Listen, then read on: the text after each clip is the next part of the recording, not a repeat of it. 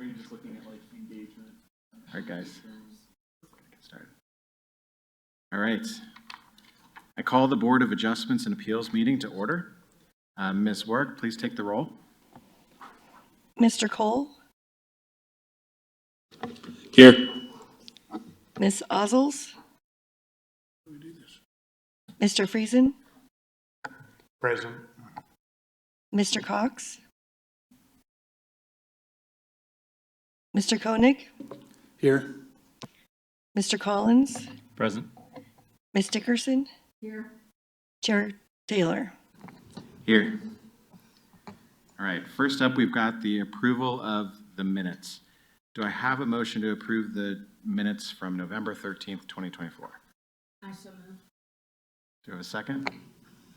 Sure. Second. All right, we can do a voice vote. All in favor, please say aye. Aye.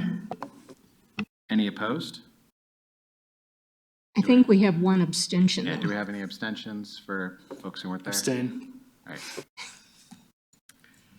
All right. Approval of the minutes. Now we've got approval of findings of facts. Can I get a motion to approve the findings of fact for case VAR 2024-006? I so move. Do I have a second? Second. Let's do a voice vote. All in favor, please say aye. Aye. Any opposed? One abstention. Any abstentions? All right, so noted. All right, tonight we also have on the agenda a public forum. Is that correct? This is an opportunity for the public to address the board regarding items not on the agenda. Staff and the board members will not engage in a dialogue or answer questions during this time. Speakers may be directed to staff or other sources for responses at a later date to questions raised during this public forum. Presentations are limited to 3 minutes. Is anyone here to address us at the public forum? No one online. All right. Seeing no one, we can move forward to the public hearing. There are 6 members present. Therefore, 5 affirmative votes are required to grant a variance or appeal. The board is authorized to grant or deny a variance by Part 3, Section 60 of the Englewood City Charter. Anyone aggrieved by a decision rendered by this board may appeal that decision to a court of record. However, such an appeal must be made within 30 days of the board's decision. Any approved variance is effective at the end of the appeal period. Building permits for construction associated with an approved variance will not be issued until the appeal period is ended. Building permits must have been attained and construction begun within 180 days of the variance's effective date. Procedure for the meeting is that the case will be introduced and an overview be given by staff. The applicant will present their request and the reasons the variance should be granted. Proponents will be given an opportunity to speak. Opponents will also address the board. And then, if needed, staff can address the board again. The public hearing for case VAR 2024-008 for Nathan Wagoner, the property at 2799 South Downing Street, is now open. The applicant is requesting a variance to construct an attached accessory dwelling unit and a garage within the rear 20-foot setback. This would be a variance to section 16-5-3, table 5-2 of the Englewood Municipal Code. I have verification and publication of the posting for the subject property that I'll pass around. And while we're doing that, I'll ask staff to come forward for an overview. Do you swear or affirm under the penalties of perjury that you will tell the truth in this proceeding before the Board of Adjustment and Appeals? I do. Please state your name. Will Charles, Planner 2 with Community Development. Alrighty, thanks everybody. As you mentioned, this is for 2799 South Downing Street. So this is a little bit of a peculiar area of the city compared to the rest, where the lots kind of front east-west streets, such as Amherst, just to the north of this property. This particular house, though, does have its front door on Downing Street, so to its east side. So you can kind of see from this aerial, the house is kind of pushed down comparative to the neighboring properties just to the west of it. So where it's a little bit of a narrower front to back and a little bit wider from its left to right. You can also kind of see, and I have it as a condition on this one, but there's actually a property line that runs through the middle of this house. So this is considered two legal non-conforming lots. Since they're under the same ownership, they act as one lot, but there is a property line currently running through that spot. Okay, so getting into what we're here tonight for. The applicant is requesting a variance to construct a garage and ADU extension onto their house. So this would be for an attached accessory dwelling unit. So it all is considered the primary or principal structure, which means that there's a 20-foot rear setback. Getting into just a couple aerials. So the first one on the top, this would be if you were standing on Amherst looking at the property. And then the bottom one would be if you were standing on Downing looking onto the property. So that one, the southern one, or the bottom picture, you can kind of see where the front entrance to the house would be. As far as the development standards, so the rear 20-foot setback boxed in red is what they are applying for a variance for tonight. So because it's all considered part of the principal structure, it follows principal structure setbacks. So a 25-foot front, 20-foot rear, and 5-foot side setbacks. If the structure was detached from the house, so two completely separate structures, it would have a 6-foot rear setback and then 3-foot side setbacks. So it would need a variance for the setbacks if they chose to detach it. However, at that point, the height of the structure would come into play because a detached accessory structure cannot be taller than the primary structure. So just taking a step back into these pictures so you can kind of see again. So you can see how the ADU goes above that roof line because it's a very narrow backyard, so they opted for an above garage accessory dwelling unit. Okay, so getting into the approval criteria, since the code rewrite back at the end of 2023, there's an added variance. So for those that have looked at these before, our added criteria, but for all intents and purposes, are the same ones. One of them just got split. The first one is talking about unique physical conditions to the site. As I mentioned, there's some peculiarities of where the existing structure is placed on the property compared to neighboring properties. Second one has to do with the hardship caused by that first criteria. So this hardship would be that there's a very small portion of backyard or rear space to the lot. The third one is this consistent with the intent of the zone district regulations? All residential zoning or all residential properties in Englewood are allowed to build an accessory dwelling unit as well as a detached or attached garage. And then it is consistent with all of the other development standards in the code currently. The fourth one is impairing adjacent properties. This would not impair the ability for adjacent properties to construct on their properties. The fifth one being a self-imposed hardship. So as mentioned, the existing structure is an existing condition on the property, and so that's led them to the decision of how to construct this ADU. So with that, staff is recommending approval of this variance with the condition that a minor subdivision be completed to clean up the lot line that runs through the middle of this property to make both lots into one. With that, I can answer any questions though. Are there any questions from the board? Ms. Dickerson. I had a bunch of them, and I think you answered them. But just for drill, how much is the footprint of the garage, the new garage?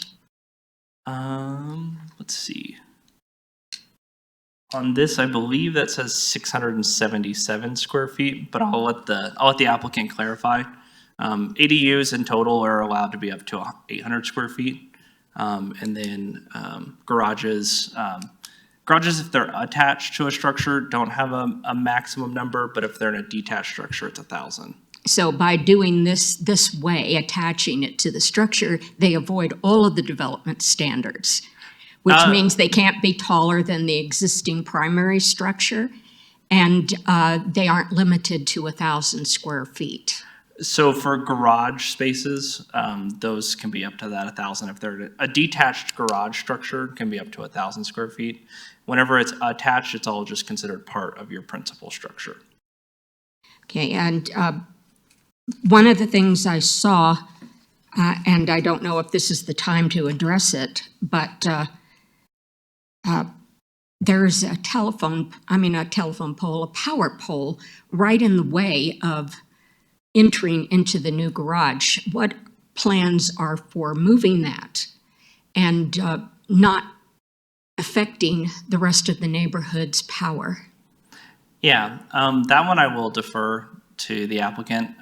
As far as electrical goes, that's one of the few ones that's private for the city of Englewood. So the electric is all through Excel.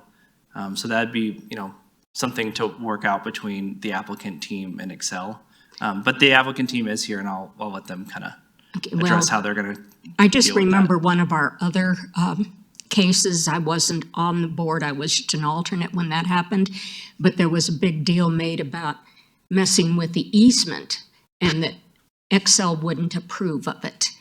And I'm wondering why it's being ignored in this case, because obviously this new addition will be messing with the easement and the placement of power lines.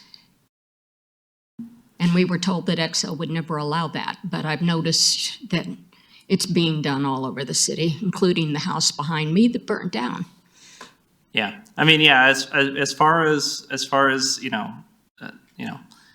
city utilities go, electricity isn't one of the ones under our purview. That'd be under Excel. Well, it was in that one hearing. Do you have any other questions? I have a question. The existing structures that are there now, do those comply with the current setbacks because the garage is detached? So I believe that the current detached garage would comply with the setback standards. It is closer to the alley than what this one is. However, the garage doors face Downing Street, Okay. Which allows for it to be closer to that. And then if the lot were reoriented to have this be the front to be on Downing Street, would it be a non-conforming lot then if it was turned sideways? Would it fit the dimensions in the development code? So you're saying if we considered the front as Downing Street as far as setback standards are concerned? Yeah. So without kind of going into the math of it, right now, if you look at the top and bottom of the lot, so the north and top and bottom of this picture, the east and west of the lot, there would be a 25-foot setback along Downing Street, and then a 20-foot setback along the neighboring one. Okay. So between the two of those, it would take up like 45 feet of the 75 feet of buildable of the lot. So I don't know if it would, but it would get complicated quick. Got it. Thank you. Yep. I believe on the materials that were offered prior to the meeting, one of them showed similar non-conforming lots in the immediate area. Do we have other precedent for this kind of attached structure seeking a similar variance? Yeah, I tried to look into the other ones that are nearby. Certainly if those were to be constructed today, they would require a variance to be constructed in that manner. As far as, I didn't see variance cases for them, which probably likely means they were built prior to, either annexation into the city or under a previous code. So, yeah. So I got a little confused here. The address is actually on Downing Street. That's the front right now. Correct. Yeah. Yeah. So yeah, as far as Englewood Municipal Code, your front, thinking about not the lot, but the actual entirety of the block. So the longer block side is always your front, and the shorter block side is always your sides. So if you can kind of see, the block is only, this property long, north-south, but it goes on for multiple houses, east-west.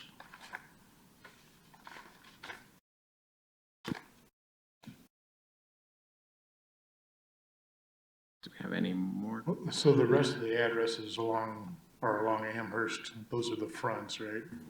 Correct. So then the neighbor to the west and so forth is Amherst addressed. So if it were an Amherst address, it would basically be close to compliant.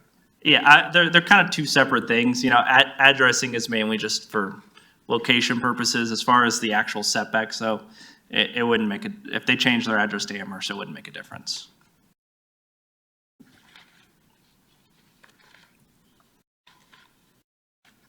Do you see any more questions? Yeah, I have one more question.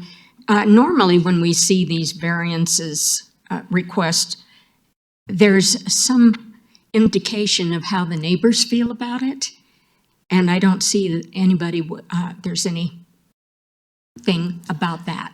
Yeah, I'll let the applicant kind of talk about, his discussion with his neighbors and, Well, there's their no communication. formal, yeah, we approve of this, or right. we object to it, and I've always seen that. Yeah, so those handouts are a voluntary process, as far as. When did that change? Because it wasn't a voluntary when I Yeah. did one. So whenever so the sign in your front yard and the posting in the newspaper are both, a mandatory thing. As far as those communications with neighbors, it's just a benefit to say, you've talked and communicated with what you're wanting to do. Well, that doesn't answer the question of when it changed, because it was mandatory a couple of years ago when I came before them on a variance. Yeah, well, I would assume then that if it did change, it would be during the code rewrite. But as far as I've been aware, as those forms are in the packet. But how many you return and how far you go and things like that are not a codified piece of the code. I was going to ask, what is community development's recommendation to approve or deny? The recommendation from community development would be to approve the variance. Thank you. And then one other quick question. I know we'd mentioned the power pole, and of course that's done by Excel. Do we have anything on file on what that easement does actually look like, though? Yeah, it's not shown on here. As far as those, it's generally something that's worked out between developers and Excel. So the easement doesn't go on file. Yeah, like generally on new builds and like our triplexes and duplexes and things like that, we'll get will serve letters from Excel saying they will serve the property. Okay. And that's certainly something we could, get from them during the building permit process if that would, That makes nerves sense. about Just make it, sure there's but- no easement on file that you're aware of at this time. Correct. Okay, thank you.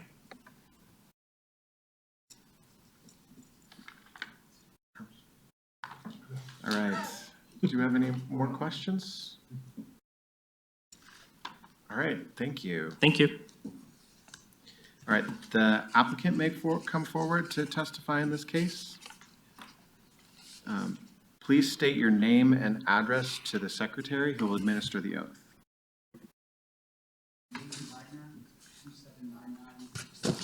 Can you speak up, please? Nathan Wagner, 2799 South Downing Street.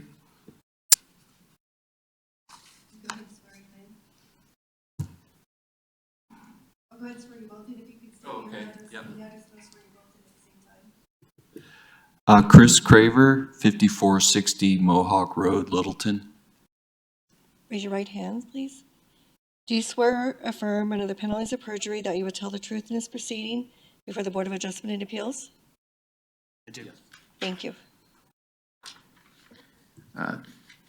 Thank you. Could you please present information about your case? We have the information that you submitted that was in the packet, but if there's anything else you'd like to lay out for us, please do so. Okay, let's see. There we go. Yeah, I think Will covered it really well. Things I would add, we're looking to move the vehicle entrance off of Downing Street onto the alley. For safety reasons, I think that would be probably a safer option for us. So we're looking to do that with this variance as well. We'd like to add an ADU. I think if we were to add an ADU now, it couldn't be taller than our primary residence if it was detached. So we'd have to, in order to add that ADU, we'd have to get rid of our existing garage and have no garage associated with the property. So that's not an ideal situation for us. It's part of the reason we'd like to attach this.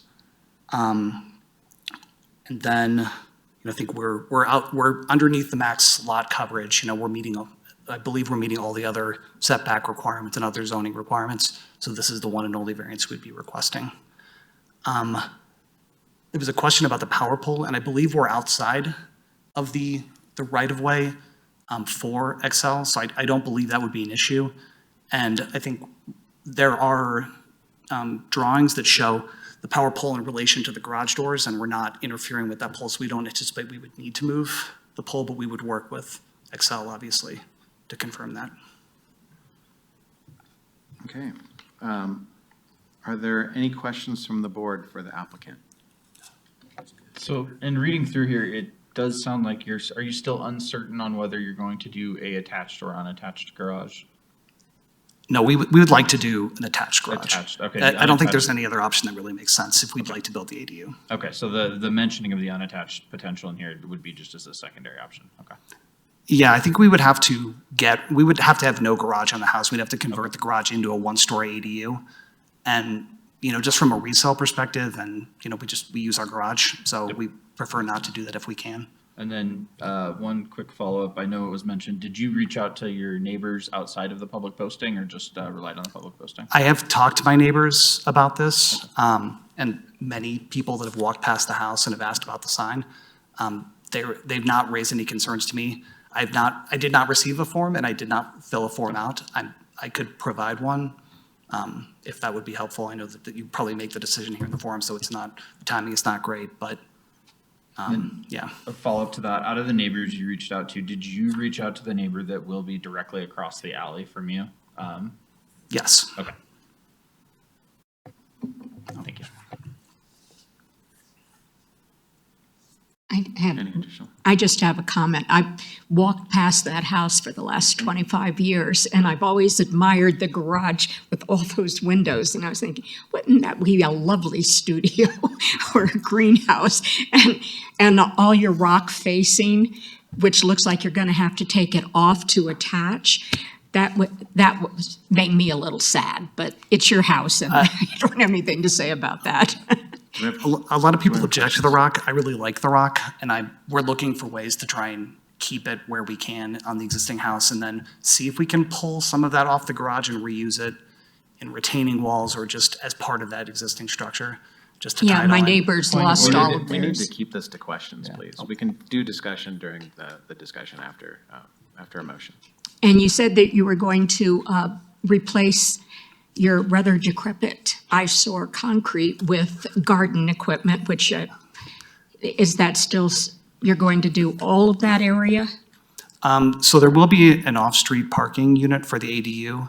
I think it's the The guest responsible thing to do. parking that you There'll have be a on the guest, plans? yes, exactly. That will be a parking specific to the ADU.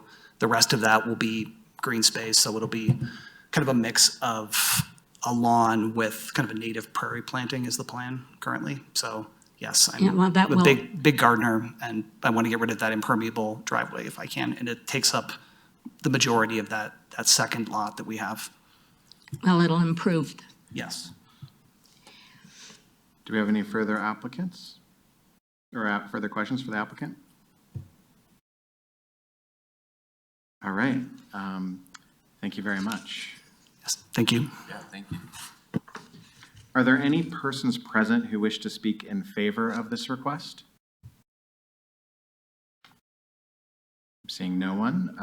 Are there any persons present who wish to speak in opposition to this request? There's Also- nobody online also- either. Okay. No public. Okay, thank you. Does staff have any additional comments at this time?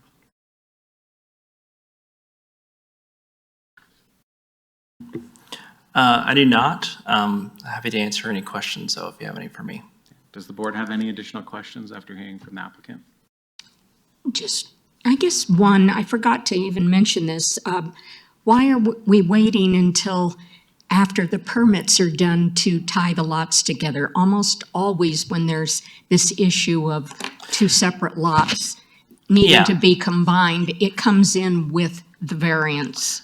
Yeah, and you know, if you wanted to rework that language of that condition to do a different timing, that's certainly fine.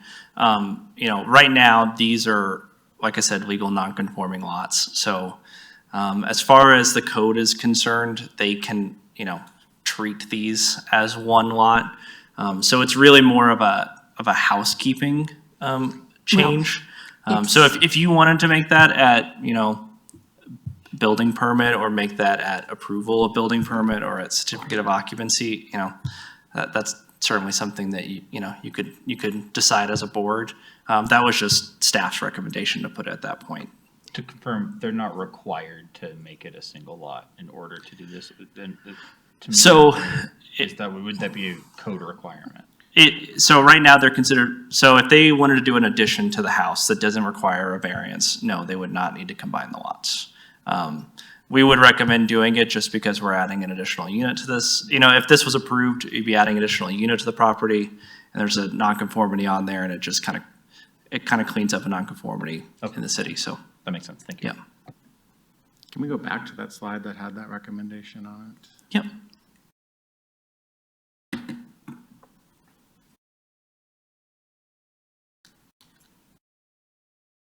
Are there any further questions? Thank you. Thank you. All right, the public hearing is now closed. I need a motion and a second. I move to approve VAR 2024-008 to allow a variance to the 20-foot rear setback for the property at 2799 South Downing Street, Englewood, Colorado 80113. All right. Second. All right, now we can have board discussion. So now we can get into our commentary. Let's try and keep it to the criteria. All right, does anyone want to kick us off with some discussion? I think it's, a fine piece of housekeeping, honestly, and merited, and it either way is going to cut the number of non-conforming lots on this lot in half, which is progress. Do we have that in the motion to add that condition?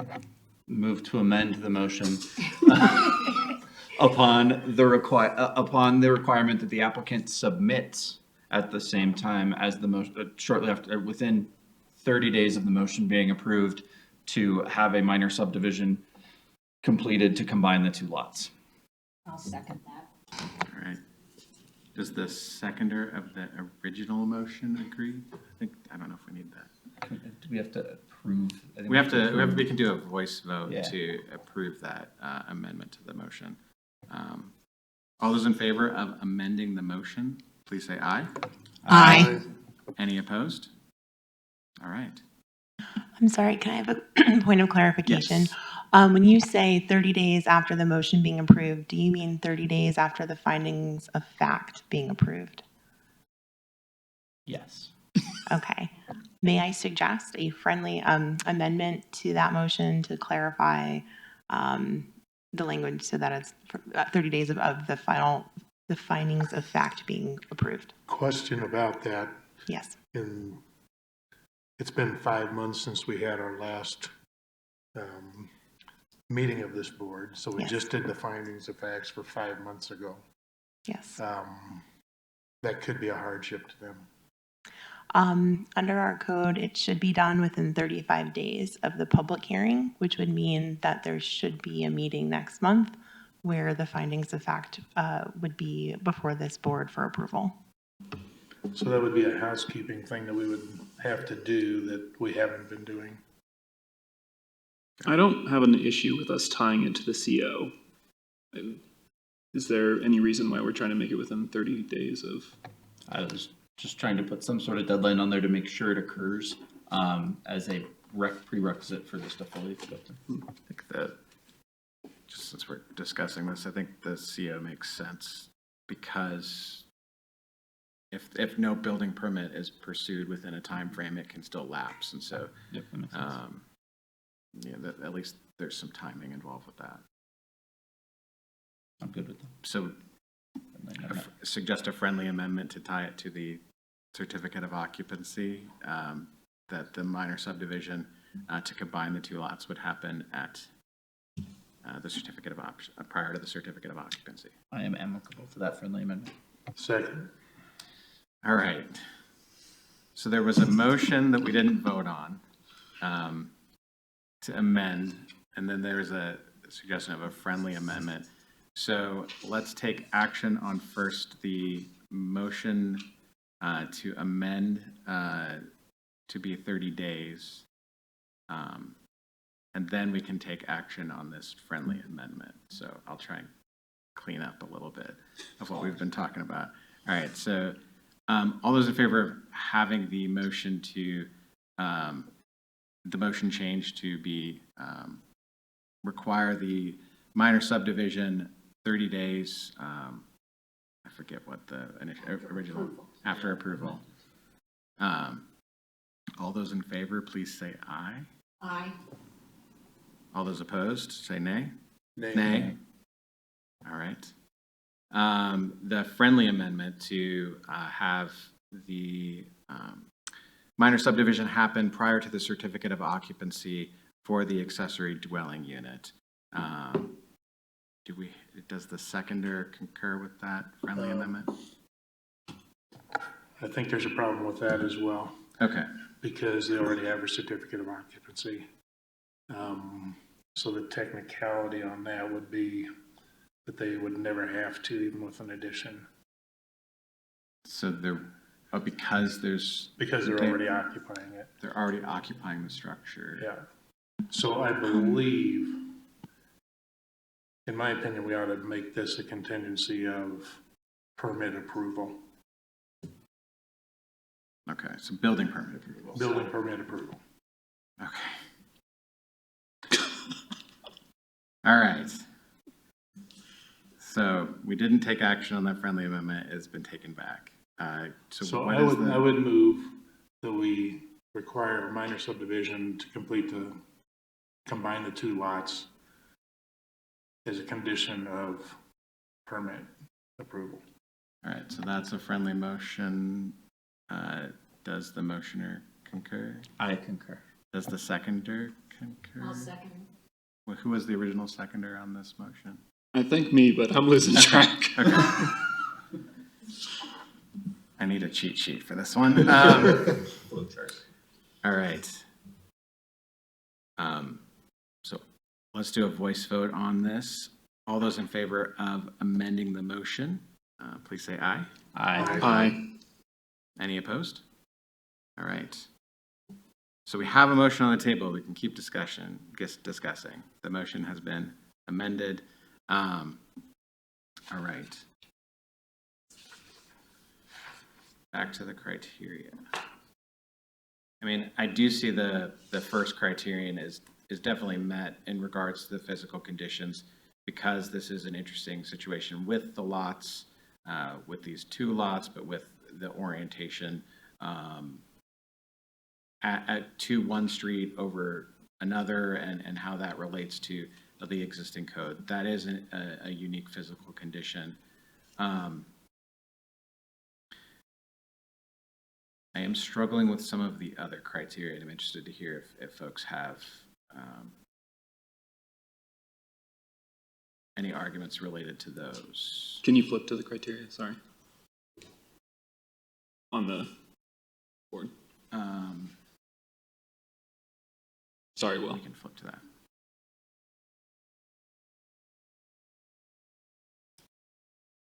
I mean, I think looking at criteria 3, specifically around intent of the zone district, I think I could gather by the way those neighborhoods are organized, the intent of the majority of those properties is to have garage access off of the alleyway. So I think it therefore meets that piece.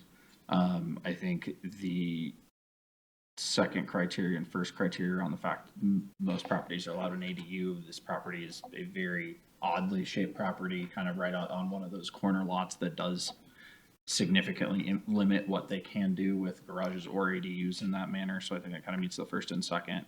With the fourth, I don't really see a way it would permanently impair any other properties in the area because it is a specific lot on a corner lot. And I know we've seen previously other cases with corner lots and the impact that does have on their ability to build and enjoy those same privileges afforded to everybody else in the neighborhood. And I think the house was built in 1948, so I can't see a way in which it would have been a self-imposed hardship. And I think the third criterion is met. The neighborhood, I mean, if you thought of it as all being on Emerson, you wouldn't know the difference from any other property. It's just because the address the front happens to be on Downing that this is unusual. So I think the third criterion is met just by nature of the oddity of the lot and the rest of the neighborhood. If we were thinking of this as a side setback instead, this would. It is also worth noting that there is a legitimate improvement to safety by, funneling in where we're seeing as a traffic pattern in that area. Yeah, certainly running the garage off the alley instead of the street is safer. I mean, there is the situation where if this was a detached structure, it would not, the rear setback would be different, but then we're running into other issues where there couldn't also be a garage and an ADU because the height, it would no longer be an accessory structure in terms of the height being accessory too. So that I think the intent of that would be hard to meet. I think I heard some of that come up in the questioning. Yeah, for the way I see the intent of that, I mean, when I think of keeping the height of that ADU, which has to be behind the principal structure, it makes me think the intent of that is so that you don't have a large building behind your primary structure. Because this faces a street on both Downing and Amherst, I think that becomes met because that you're no longer only viewing this property from Amherst. You're viewing this property from two different sides, and it's no longer in viewing the property, oh, there's this big thing behind it. It's actually up against a street. It's forward facing in two separate directions, which is how I at least see that as still meeting the intent. Okay.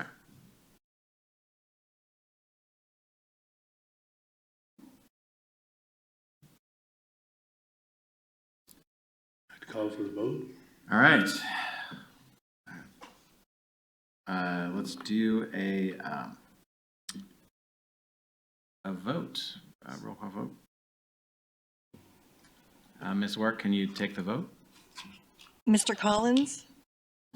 I vote in the affirmative, seeing that the first criterion being met based off the physical condition of that property being on a corner lot with the property facing a different direction than it's actually addressed as per the lot itself, which leads to the second criterion, which does create a practical difficulty and unnecessary hardship because the strict application of the lot setbacks is based off of the property primarily being facing the long street, where obviously with this corner lot, that's not necessarily the case. Third criterion I see is being met with the intent of the zone district regulations. In this case, the intent appears to be to have alley garage access, like we've talked about, for a safety reason, as well as to prevent a large rear structure, which is not the case in this because it's forward facing in two different directions. fourth criterion being met and that it doesn't impair the use of adjacent properties.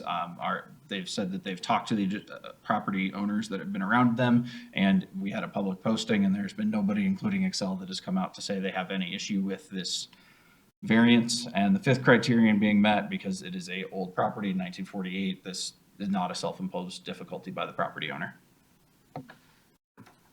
Ms. Dickerson? For the reasons stated, I agree. Mr. Koenig? I vote affirmative, yes. Mr. Cole? Affirmative. Mr. Friesen? I vote affirmative for the reasons stated. Chair Taylor? I vote yes for the reasons stated. Motion passes 6-0. All right, thank you. Next on the agenda.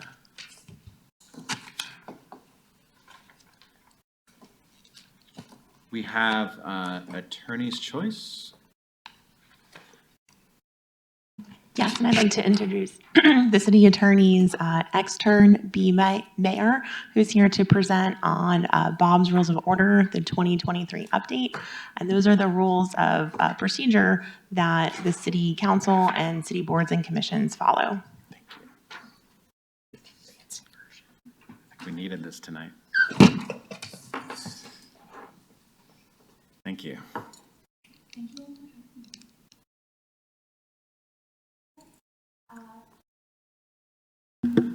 Can you hear me?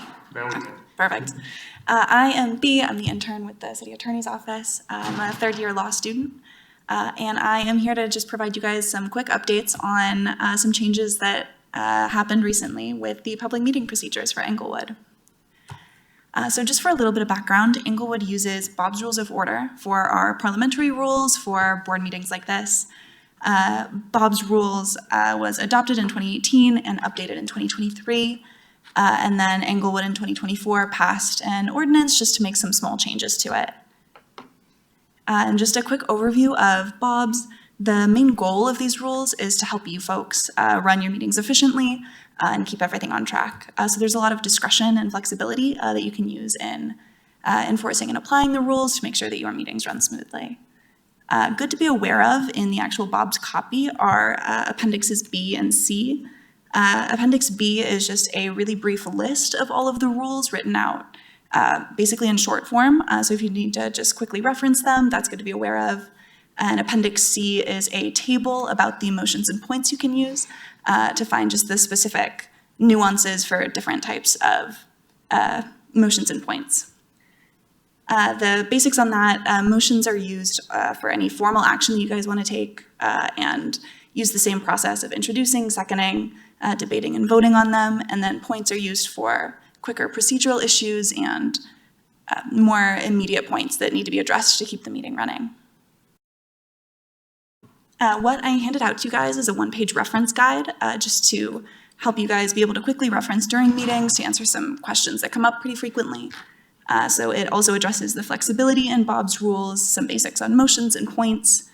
One type of motion that has been confusing for some of our boards is the motion to reconsider. This is used when you want to reconsider a motion that you already voted on. So if you have already voted on a motion and closed it, but you want to bring it back up with new information coming to light or for whatever reason, you can bring a motion to reconsider, which doesn't necessarily reverse the previous vote, but it makes it as though the first vote didn't happen.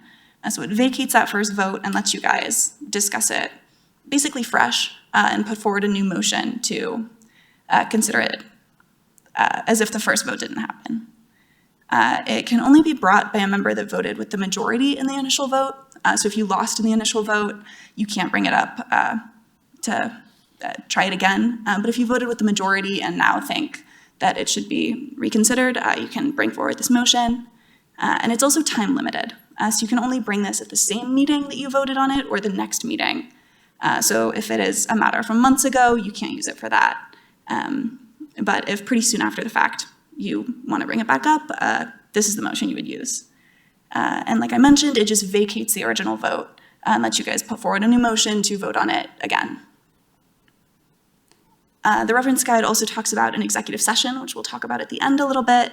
and has some points on ethics, just for your guys' clarity, with the key difference between an appearance of impropriety and a true conflict of interest. And the main difference there is that if you have a true conflict, you have to recuse yourself and disclose the conflict.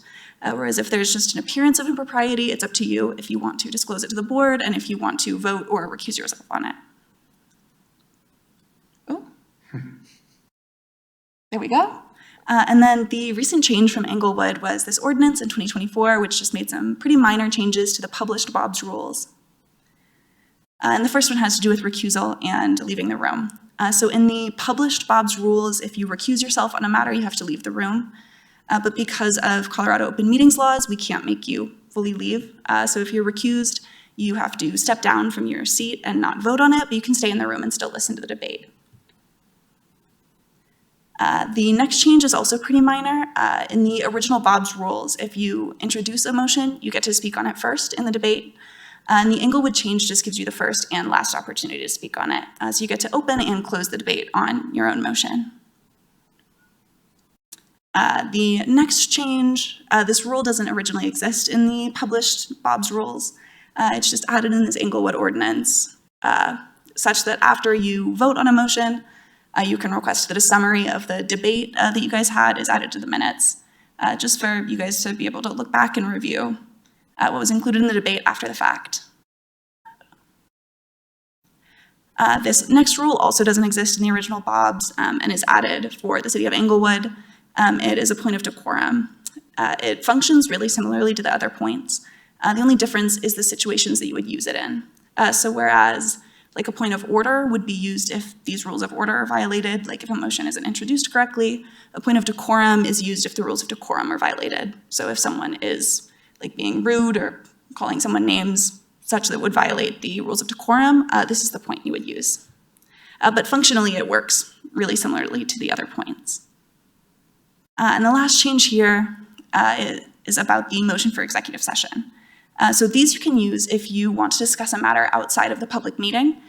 So if there's confidential information or legal advice from the city attorney's office, and you want to discuss it outside of the public setting of a public meeting, you can move for an executive session. But these can't be used for any topic. They're limited in what you can call an executive session for. And so the Englewood change lets you debate this motion, but only about whether the topic is appropriate for an executive session.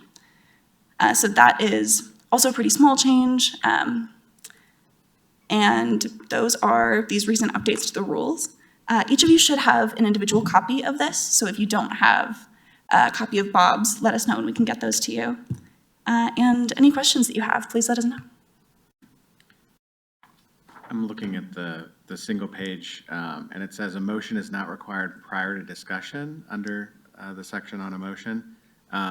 Do we still have to close out our public hearing before we start that discussion? A lot of these we follow pretty standard set of processes, but I think we've always had a motion on the table before we start discussion. Yeah, so when you're dealing with a public hearing or a hearing on a variance, it's a quasi-judicial hearing. So the process we're following is a little bit specific for that. Just wanted to make that point. Okay, thank you.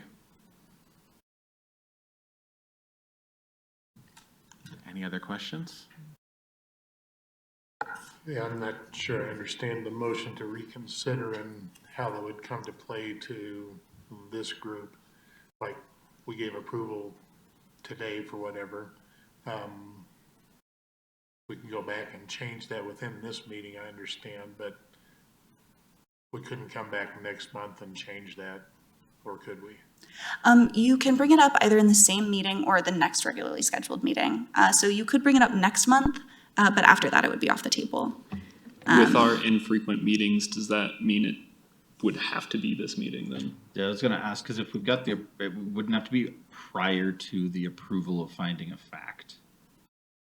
Would that make sense? Because I wouldn't think it would make sense, because at our next meeting, we would do an approval of finding of fact.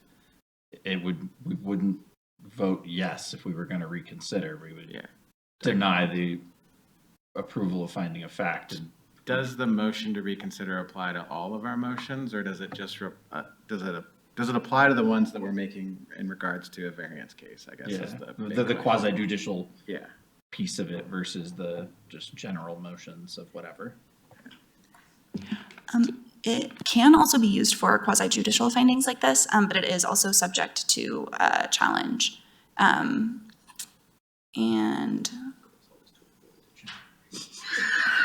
Okay. I mean, it seems like it doesn't make sense in a semi-judicial setting like this to be able to change after we've made that kind of thing. You know, if we're having other kinds of debates about how we do things or something, that would make a difference, but I wouldn't think that you would want us changing things if we, and the clients, I mean, the people wouldn't. I guess there could be a situation where like additional information came to us. Maybe staff brought us something, like, I don't know, but it's something we may never use. So we got to, I think, figure out some way to do the findings of fact if we're not meeting. That's, I was gonna Just ask, to do the finding of fact. But I was gonna ask that when we got to board members' choice. That was gonna be a Okay. question for city attorney, because I know she mentioned 35 days. And if that is codified, then I think, yeah, okay. Then yeah. Okay. Do we have any other questions about Bob's rules? All right. Thank you for your time. thanks so much. thanks. All right, next on the agenda, we have election of officers. That time of year again, huh? Has it been a year? How many meetings? It's only been like 3 Three meetings in a year? How long am I on this board? I move to re-elect our current officers. I second that. All right. Did you have a question first? How long? Yeah, I really don't know how much longer I'm on. Do you have another year? I'll look into that. I do have the handbook, but I'll have to look. Okay. I'm willing to continue in this position. But I can continue. I just got the book. And since I get to say the last thing on my own motion, I think y'all do a great job, and you could keep doing a great job. Andy's doing great. Like 4 meetings in. All right. We can do a voice vote. All in favor? Aye. Any opposed? All right. I think one abstain. So, am I able to abstain on this? I've not met everybody yet. So. Okay, that's fine. Yeah. Yes. 1 abstention. All right. Staff's choice. Do we have a case next month? That I don't have anything, so Okay. yeah, whatever. Nothing for me. All right. I have something. Yes. Randy, 2027 is your term. Wow. 2 more years. Out of curiosity, who is the next person to term out, just so we know? That would be me. Andy, Andy? When do you term out? I've been on longer than Andy. and we did get notice, I don't know if it was today or yesterday, that Adam Cox is going to resign, so we'll be short. You would have been up. Yeah. I think I must have taken over someone else's term, because you were on when I came on, I've been on for a long time. but this would be my last term, so I'm term limited. I've got to be term limited too, I would think. But Yeah. I do have a question first, the city attorney. Oh, yeah, we can go down to board members' Oh, choice. sorry, I didn't know Yeah, if that no, counted you're as good. on. Okay. So with the 35 days, question for you. If we don't have a case, can we do that single piece of business remotely, or do we need to come here to effectively do that one motion and then dismiss ourselves? So I would have to double check the rules that city council has passed on that. I believe that it in person is certainly the preference. So that would be, let me double check, but my gut is telling me that, yeah, we should do that in person. Okay. And then I know there also during our last meeting a ways ago, there was a talk of time change. Did we ever land on what we/staff wanted to do? I think it didn't end up on the agenda last time, which was November. And then it didn't end up on the agenda this time because we haven't had a meeting in months, so. I would just feel really bad in a month to make staff hang out here till 7 o'clock so we can all come in and do a single motion to approve finding of fact and then go home. Yeah, has there been any additional discussion of moving the time, or is that, we talked about it months and months ago, maybe October? No, I'd have to defer to Vicky on that, changing the time frame. I'm not privy to any conversations about changing the time frame. How would we go about doing that? I am looking in my files. There's not a, I don't have bylaws for the Board of Adjustment and Appeals. I don't know if there are, in fact, bylaws. Other boards like Planning and Zoning does include the timing of their meetings within their bylaws. So traditionally, we would change it by going about a bylaw change. But absent there being a provision in the bylaws, as long as there's adequate notice before the meeting, we would have the ability to set it accordingly. Okay. So I think, are people amenable, able to come at 6:30? Yes. Yeah.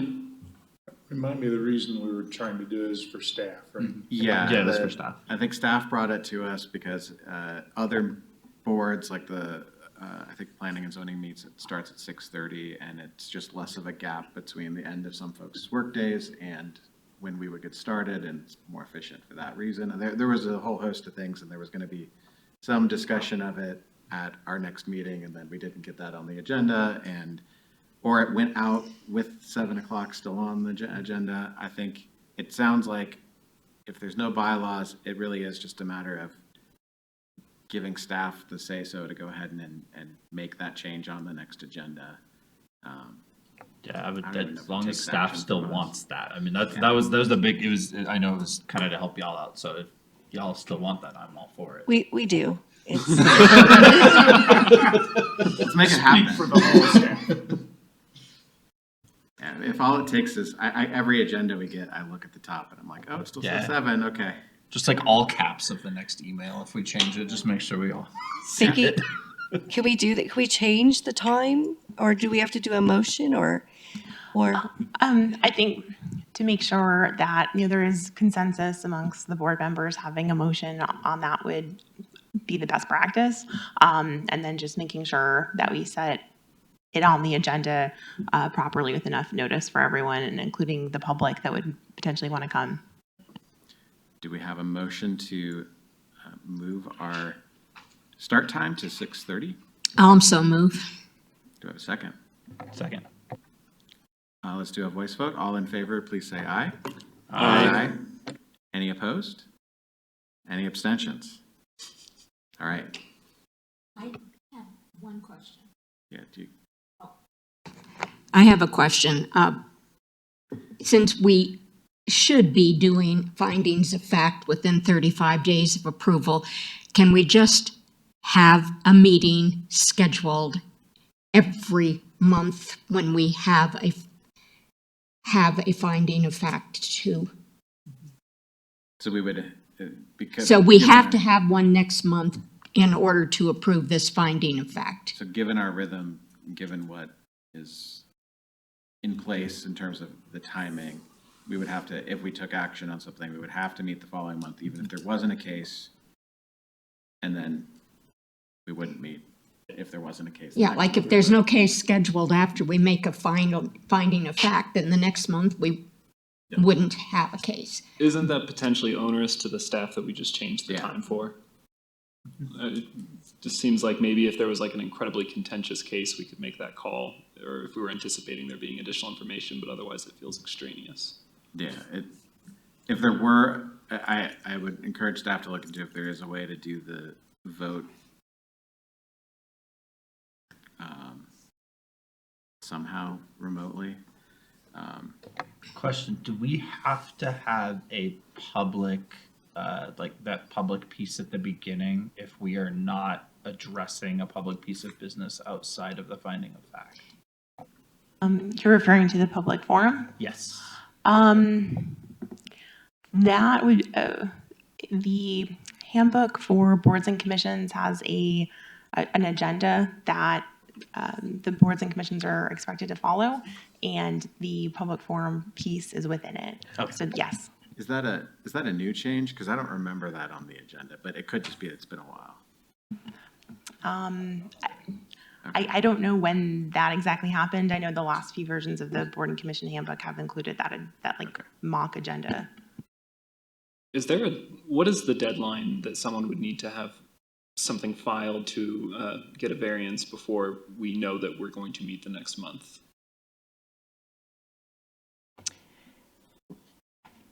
The first of the month.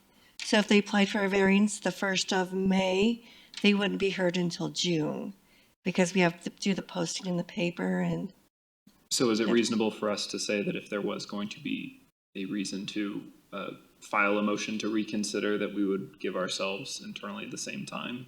Yeah, but I think the challenge is it sounds like it's codified that we have to do the finding of fact within 35 days. Yeah, but that's only if we are intending to.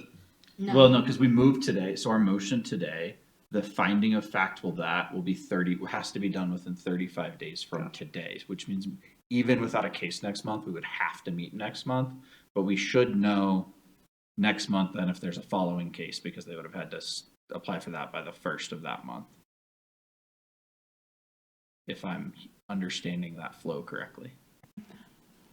we have nothing set for May as far as any variances. So the next variance that would be heard would be June. That's past the 30 days. I'll just read the code provision. So the requirement is that the board shall issue all decisions in writing within 35 days of the hearing, including grounds for its decision based on findings of fact regarding each criteria. It seems like this wasn't a problem when we had more cases regularly. I just it seems like it's a new thing that's come up. So It would certainly be nice if there was a way to do that remotely, because yeah, it seems kind of obscure. So because we do the motion, are we required to wait 30 days to do the finding of fact after the motion is someone has done? to type it up still. Okay, it's just the time to do that. It is a written. Okay. Yeah. Okay.